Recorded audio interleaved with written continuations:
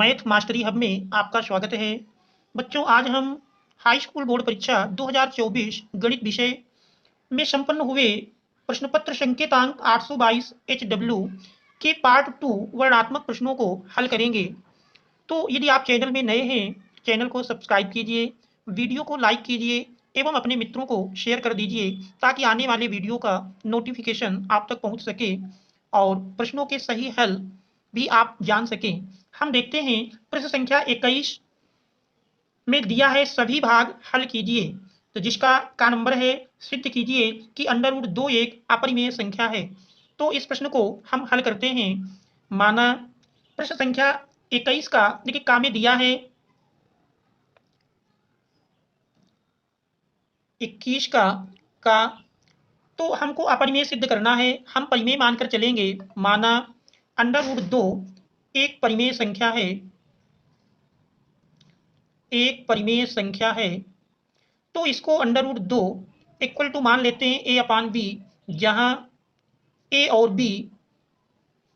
और b परस्पर अविभाज्य पूर्णांक हैं तथा b does not equal to 0, ये हम मान लेते हैं। अब यदि हम दोनों ओर का वर्ग कर दें तो दोनों ओर का वर्ग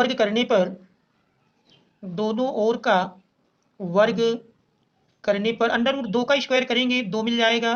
2 इक्वल टू a²/b², या देखें तो a² इक्वल टू 2b²। तो चूंकि देख रहे हैं a² के 2 गुणनखंड प्राप्त हुए, 2 और b², इसका अर्थ है कि 2 से a² विभाज्य होगा, 2 से a² विभाज्य है। क्योंकि अगर किसी संख्या का वर्ग किसी संख्या से विभाजित होता है तो वह संख्या भी उस संख्या से विभाजित हो जाएगी, इसलिए 2 से a भी विभाज्य होगा। तो चूंकि 2 से a विभाज्य है, इसलिए a को हम मान लेते हैं 2 के गुणनखंड के रूप में। माना a इक्वल टू 2c, ये मान लेते हैं। और इस a इक्वल टू 2c को हम समीकरण नंबर 1 डाल करके यहाँ 1 में मान रख दें। a का मान समीकरण 1 में रखने पर 1 में अगर हम a के स्थान पर 2c रख देते हैं तो 2c का whole square equal to 2b², या बना 4c² इक्वल टू 2b²। 2 से कैंसिल कर दिए तो b² इक्वल टू 2c²। क्योंकि यहाँ देख रहे हैं b² के गुणनखंड 2 और c² हैं, इसलिए 2 से b² विभाज्य होगा। अगर 2 से b² विभाज्य है तो 2 से b भी विभाज्य होगा। तो देख रहे हैं ऊपर हमारा मिला है 2 से a भी विभाज्य होगा, ये मान लीजिए समीकरण 2 है। और इसको हम समीकरण 3 मान लें तो समीकरण 2 और 3 से स्पष्ट है, समीकरण 2 और 3 से स्पष्ट है कि a और b दोनों से विभाज्य हैं। a और b दोनों 2 से विभाज्य हैं, जबकि हमने परिकल्पना की थी कि a और b परस्पर अविभाज्य पूर्णांक हैं, इसलिए हमारी परिकल्पना असत्य है। अतः √2 एक अपरिमेय संख्या होगी, जो कि हमारी कल्पना के विपरीत है। हमारी कल्पना के विपरीत है,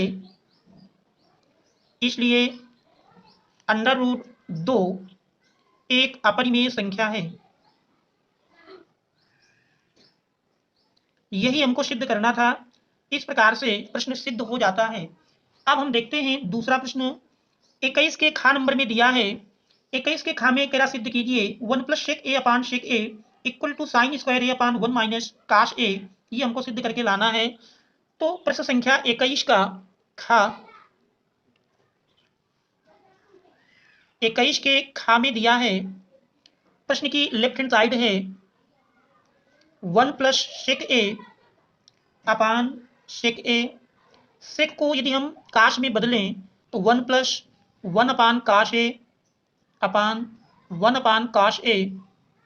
अब हम यदि cos a लासा ले लें तो cos a लासा लेंगे तो मिल जाएगा cos a + 1/1/cos a। cos a अंश और हर दोनों से कैंसिल हो जाएगा। अब चूंकि हमको सिद्ध करके 1 माइनस कास ए राइट हैंड साइड के हर में लाना है, इसलिए 1 माइनस कास ए का यदि अंश और हर दोनों में गुणा कर लें तो हम 1 माइनस कास ए से अंश और हर दोनों में गुणा कर लेते हैं। तो गुणा करने पर देख रहे हैं अंश में हमारा वर्गांतर का सूत्र बन गया, एक ब्रैकेट प्लस में एक ब्रैकेट माइनस में। तो 1 का square 1 minus cos square A upon 1 minus cos A, और 1 minus cos square A equal to जानते हैं साइन स्क्वायर ए होता है। तो sine square A upon 1 minus cos A, यही देख रहे हैं प्रश्न की राइट हैंड साइड है sine square A upon 1 minus cos A, यही हमको सिद्ध करना था। इस प्रकार से प्रश्न भी सिद्ध हो जाता है। अब हमारा तीसरा गा नंबर है। गा नंबर में कह 21 सेंटीमीटर त्रिज्या वाले एक वृत्त की कोई जीवा केंद्र पर एक समकोण अंतरित करती है, तो संगत लघु वृत्तखंड का क्षेत्रफल ज्ञात कीजिए। तो इस दिए गए प्रश्न में हमारा दिया हुआ है 21 सेंटीमीटर त्रिज्या वाले एक वृत्त की कोई जीवा केंद्र पर समकोण अंतरित करती है। तो प्रश्न संख्या 21 का गा 21 सेंटीमीटर त्रिज्या का एक वृत्त है और इसमें कह रहा कोई जीवा केंद्र पर समकोण अंतरित करती है। मान लीजिए जीवा ए बी केंद्र ओ पर 90 अंश का कोण बनाती है कि ये कोण हमारा 90 अंश है। 21 सेंटीमीटर इसकी त्रिज्या दिया है। संगत लघु वृत्तखंड का, इस संगत लघु वृत्तखंड का क्षेत्रफल हमको ज्ञात करना है। तो लघु वृत्तखंड के क्षेत्रफल का हम फार्मूला जानते हैं। लघु वृत्तखंड का क्षेत्रफल बराबर होता है r square into pi theta बटे 360 अंश, पाई थीटा बटे 360 अंश माइनस 1/2 साइन थीटा। तो ये फार्मूला है, इसी में हमको मान रख देना है। आर त्रिज्या देख रहे हैं 21 दिया है, तो 21 का स्क्वायर इंटू पाई थीटा का मान 90 अंश है बटे 360 माइनस 1/2 साइन 90 अंश। अब इसको हम यदि सरल कर लें 21 का स्क्वायर जानते हैं 441, 90 से 360 काट देंगे तो 9 चौको 36। तो इस प्रकार से इसका मान मिल जाएगा पाई बाई 4, पाई का मान भी 22/7 इंटू 4 माइनस 1/2 साइन 90 का मान 1 हो गया। अब इसको यदि सरल कर लें तो 441 गुणे 22/7 गुणे 4 माइनस 441/2 सरल करेंगे तो इससे देखें अगर 7 से यदि हम कैंसिल करते हैं 7 छंग 42, 2 44 21 हुआ, 7 त्रिक 21। तो इस प्रकार से लाशा ले लेंगे, 4 लाशा मिल जाएगा या काट दें 2 11, तो लाशा 2 मिल जाएगा। 11 23 33 गए छक्का 66 और 66 3 मिलकर के 69 माइनस 441। यदि इसको हम घटा लें तो 3 से 1 घटाएं 2 मिला, 9 से 4 घटाएं 5 मिलेगा, 6 से 4 घटाएं 2, तो 252/2 काट के सरल करेंगे तो 2 2 दुनाई 4 और 2 छंग 12, तो 126 सेंटीमीटर स्क्वायर ये अभीष्ट लघु वृत्तखंड का क्षेत्रफल होगा। तो यही हमारे दिए हुए प्रश्न का उत्तर मिल जाएगा। अब घ नंबर में दिया है, अगला प्रश्न दिया है क्या निम्नलिखित आंकड़ों का बहुलक ज्ञात कीजिए। वर्ग अंतराल बारंबारता दी है, तो इनकी सहायता से हमको बहुलक ज्ञात करना है। तो इसमें देख रहे हैं वर्ग अंतराल कॉलम बनाएंगे, पहला कॉलम हमारा वर्ग अंतराल का बनेगा। तो प्रश्न संख्या इस पे अगर देखें तो 21 का घ नंबर, 21 का घ वर्ग अंतराल,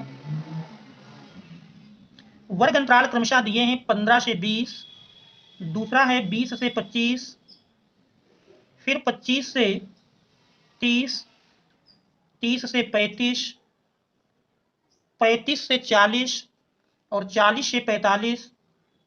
इनकी बारंबारताएं क्रमशः दी हैं। पहले वर्ग अंतराल की देख रहे हैं बारंबारता 3 है, दूसरे की 8, फिर 9, 10, 3, 2। इसमें देख रहे हैं सबसे अधिक बारंबारता 10 है, इसलिए बहुलक वर्ग हमारा 30 से 35 होगा। लिख देंगे क्योंकि सबसे अधिक बारंबारता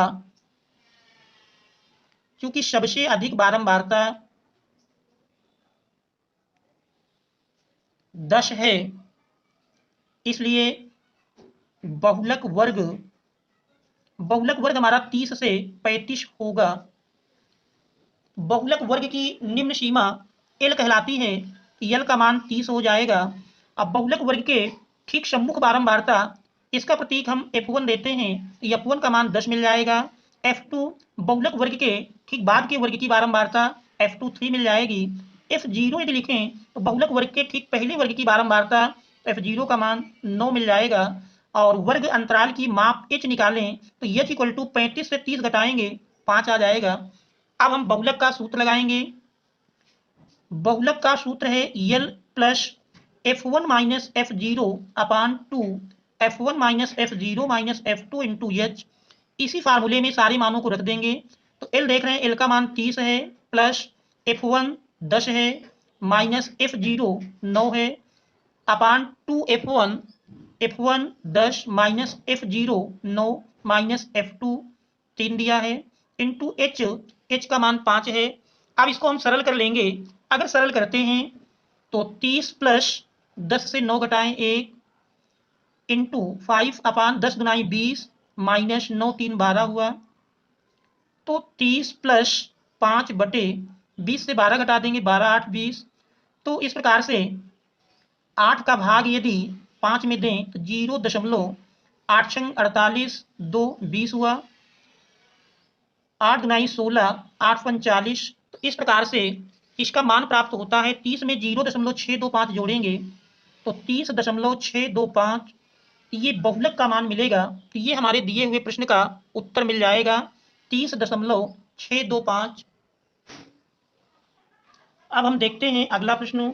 21 के अंगा पाठ पर दिया है, उस बिंदु के निर्देशांक ज्ञात कीजिए जो बिंदुओं 4 माइनस 3 और 8 5 को जोड़ने वाले रेखाखंड को 3:1 के अनुपात में विभाजित करता है। तो यहाँ पर देख रहे हैं दो बिंदु। पहला बिंदु हमारा 4 माइनस 3, दूसरा 8 5। प्रश्न संख्या 21 का अंगा पाठ, पहला बिंदु 4 माइनस 3 और दूसरा बिंदु दिया है 8, 5। इन दो बिंदुओं को जोड़ने वाले रेखाखंड को, मान लीजिए दो बिंदु ए और बी थे, तो जोड़ने वाले रेखाखंड को 3 और 1 के अनुपात में, मान लीजिए बिंदु P 3 और 1 के अनुपात में डिवाइड करता है।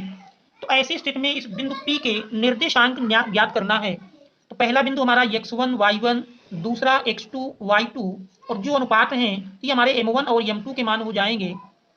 अब हम अंतः विभाजन बिंदु के निर्देशांक का यदि सूत्र लगाएं तो x इक्वल टू होता है m1 x2 plus m2 x1 अपान m1 प्लस m2, और कोटि y इक्वल टू होती है m1 y2 plus m2 y1 अपान m1 प्लस m2।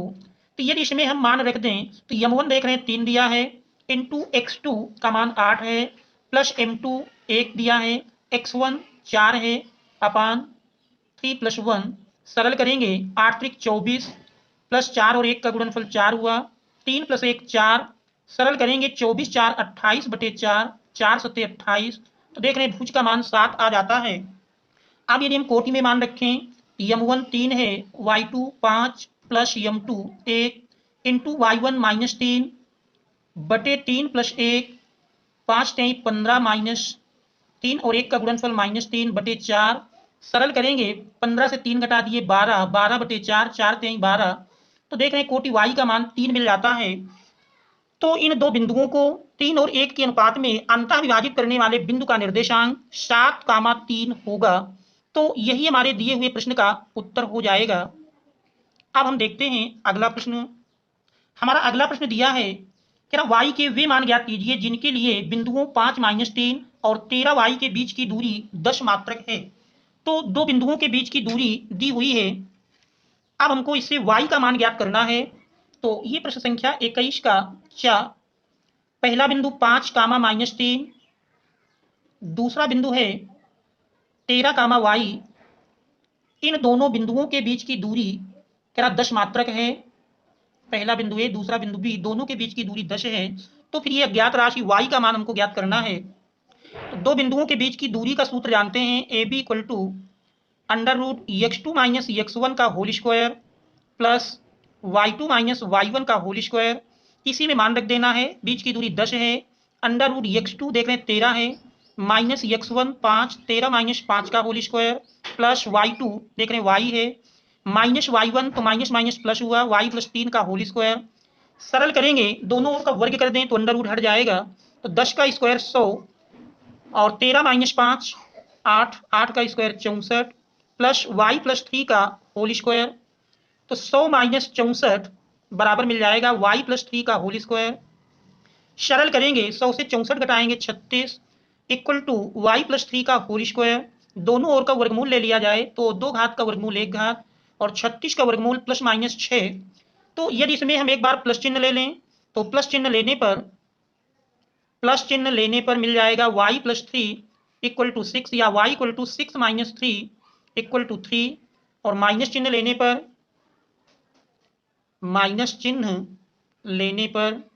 माइनस चिन्ह जब हम लेकर चलेंगे तो इससे मान प्राप्त होगा y plus 3 equal to minus 6 या y equal to minus 6 minus 3 equal to minus 9। तो इस प्रकार से देख रहे हैं y के दो मान, पहला मान 3 और दूसरा मान माइनस 9 प्राप्त होते हैं। तो यही हमारे दिए हुए प्रश्न के उत्तर होंगे।